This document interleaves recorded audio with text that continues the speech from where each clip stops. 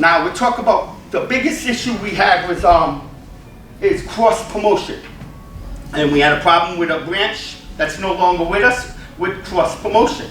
Okay, cross promotion. If you have Latin Latino show, holiday show coming up, you check with corporate and say, hey, can I mention this show? We're not gonna say no. But if you're doing it every single show, there's a problem. You're talking about during a Funny for Fun show? That's correct. The Funny for Fun's night is a Funny for Fun's event. That's it. No cross promotion without permission from corporate. It just can't be constant, okay? It causes confusion with Funny for Funds. You are providing a service for the client who paid you to be there. That's what it should be about, okay? We go on a couple extra steps that no one today being a policy is the cross promotion. If you are a comedian and you're a branch owner, so if you're on Ace's show, Ace brings you up as Philip Anthony from Springfield, Mass, plays all over.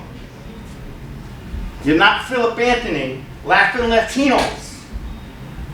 Okay? You're not Philip Anthony, Funny for Fun's branch owner. Because if he's on Ace Cecito's show and he's brought up as a Funny for Fun's branch owner, guess what happens? They like him. He's got a crowd of 150 potential clients in his area. It's his show. He hired him. Guess what? They reach out to him. It's in the comedy scene. It's a standard practice where you can't promote yourself. Try passing out business cards at the Comedy Connection. You can't. You can't. Try passing out business cards at John Parada show. You can't. You can't. I've had shows where comics would be passing out cards and they no longer work for us.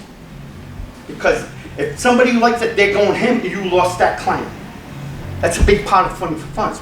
We say you get 2 to 3 leads from a show when there's 150 people in the show. Okay? And I'm going to be honest with you, it's happened. It's happened. Therefore, moving forward, no cross promotion, even on the personal level. If you were hired to be on his show by him, you're Tim Lovett, comedian. If somebody loves you, they're gonna find you no matter what. They're gonna do it. They're gonna come up to you after the show and see you. What we don't want is solicitation. And that solicitation is a lot of things. No broadcasting what you do, how they can follow you. No more. Especially if you're a branch owner and you're as a pinch hitter on another show. You can't promote you as anything. You are talent. It's happened a couple times. I'm just being honest with you. And if it happens too many times, what happens is also people are not going to want to book you anymore. Okay? So just, if you are talent, you are talent. You show up. If you're a pinch hitter, you show up, you do your show. If you're pinch hitting and you're running the show and everything, you are working for the branch manager. Protect his brand. Okay? Protect his brand. So it's very, very important. So no more self-promotion because you don't want to solicit because it has happened. Okay, so work more, we're all a team here. Because that's one of the things that's very, very important. It's one of the main things that we're going to make sure that does not happen. Okay, moving forward. You said two couple different things that I want to clarify. No self-promotion, no business promotion. It's the same. I'll give you a perfect example. Okay. And I'll use you as an example. Yeah, please do. My name's J.A.R. Fine, that's cool. Okay. Follow me on Instagram, follow me on Facebook. Not cool. Okay. I have a Funny for Funds branch coming to the stage. Also a Funny for Funds branch owner, Mr. J.R. Adams. Not cool. Okay. Not cool. Credits, cool? Credits are cool. Okay. Credits are cool. But no solicitation of, like, you know, you part of your act is spelling out J-A-Y because Yeah. Yeah. People think JR, that's fine. Right. Follow me on Instagram, follow me, not cool. Branch owners, you invite, now, and you should all do this. All do this. If you have a headliner on your show, and he's got swag and everything, make sure you know who's on your show. Make sure if you know that person's MO is they're gonna be up there promoting themselves.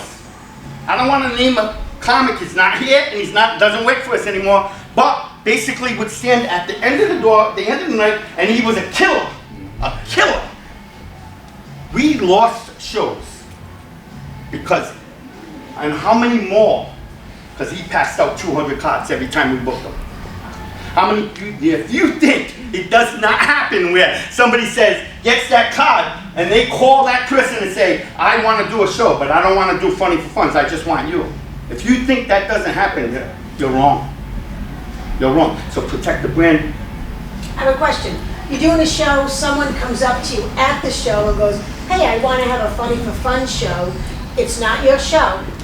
You say contact Ace. Exactly. If I'm on Ace's show, Okay. if you want a show, contact Ace and Yeah. make sure you tell him you want me on the show. All right. That way you at least get on the show. So but that's the standard industry. If I'm on the Paul Nardizzi or whatever, if I have a show, don't even mention Funny for Funds.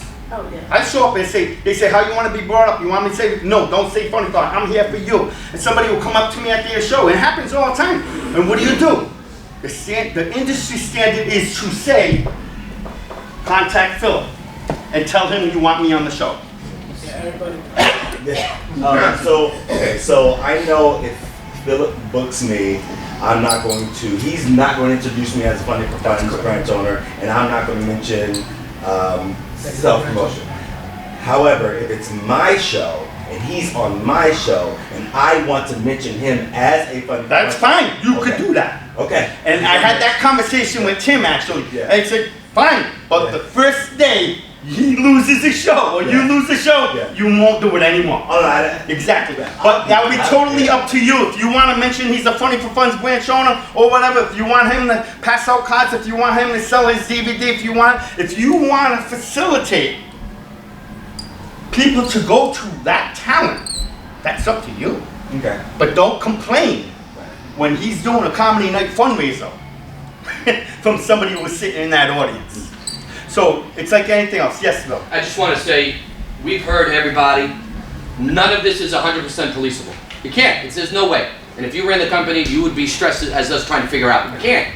But we just want you to know that we're aware of it, and we want to do everything right by you guys so that we continue to love each other and no one's hurting each other. That's really where this is coming from. That we have that clarity moving forward that one affects all. Right? One So- affects all. And also,